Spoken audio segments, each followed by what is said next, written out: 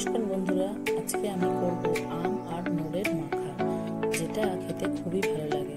ছোটবেলায় তো আমরা শুধুই নোড় খেয়ে নিতাম গাছ থেকে পেরে, কিন্তু এখন তো আর গাছ দেখতে পাওয়া যায় না।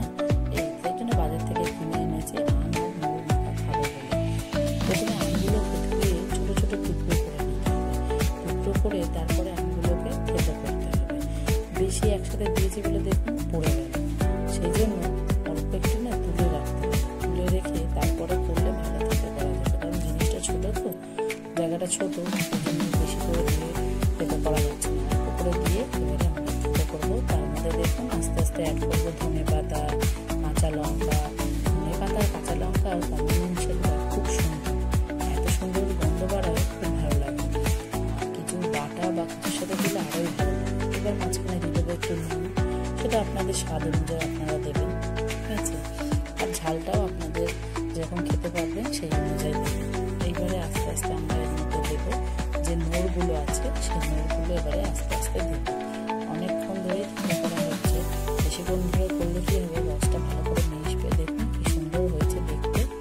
এবারে অল্প অল্প করে দেবো নোড়, আমের কুচি, এগুলো দিয়ে আবার ভালো করে থেতো করবো, নাহলে একসাথে দিলে তো হচ্ছে না, জায়গাটা ছোটো, সেই জন্য অল্প অল্প করে দিয়ে এটাকে থেতো করা হচ্ছে।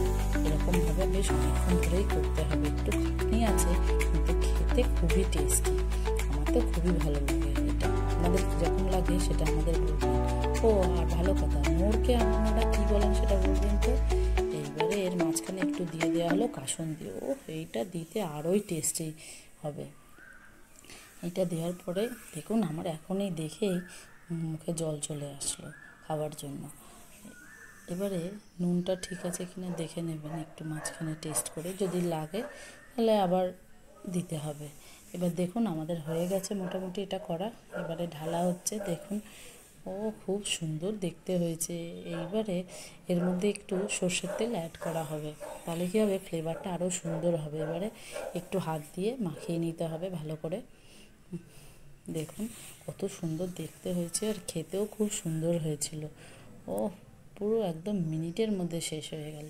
আপনারাও একবার ঘরে এইভাবে করে দেখবেন, আর কেমন